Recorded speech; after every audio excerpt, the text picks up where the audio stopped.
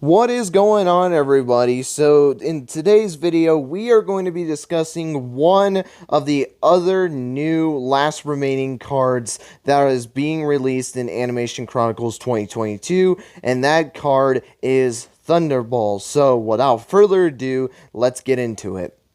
So Thunderball is a level 3 Dark Fiend effect monster with 450 attack and 400 defense, and you can only use this card's name's first, second, and third effects once per turn each. At the end of the damage step, you can special summon this card from your hand, you can send one trap from your hand, or from among face-down cards you control the graveyard. Very weirdly worded, I don't know why.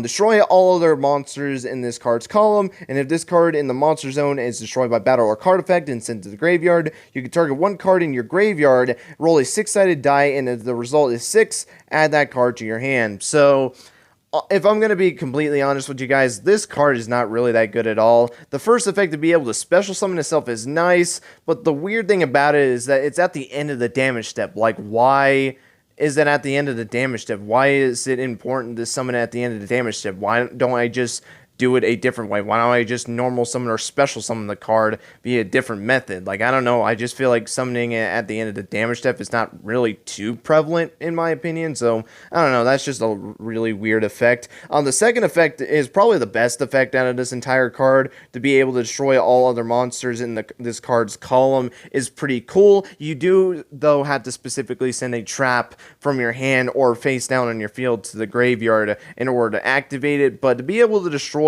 monster in that same column, or potentially monsters if it's in the column where it's, in the extra monster zone and the main monster zone where there's two monsters there, being able to pop two monsters there seems pretty nice in my opinion. But I will say it's more of an okay effect because, again, you have to specifically send a trap card to your graveyard to activate that. And then the third effect, I don't like it at all. I'm going to be completely honest. The fact that you have to roll a 6-sided die to basically be able to get a card back from your graveyard and add it to your hand is just so stupid in my opinion, especially since it's a 1 in 6 chance that you're going to be able to get that card back to your hand. So it's basically, most of the time, with 1 to 5 being, you just don't get the card, most of the time you're not going to be able to get the card back. So what's the point? I feel like if you just want to get cards back from your graveyard to your hand, at that point I'd rather play something like Monster Reincarnation instead of this. Like, I don't know, this effect in my opinion is just so pointless and kind of stupid because although you got the chance to get the card back, more than likely you're not going to be getting the card back in my opinion. But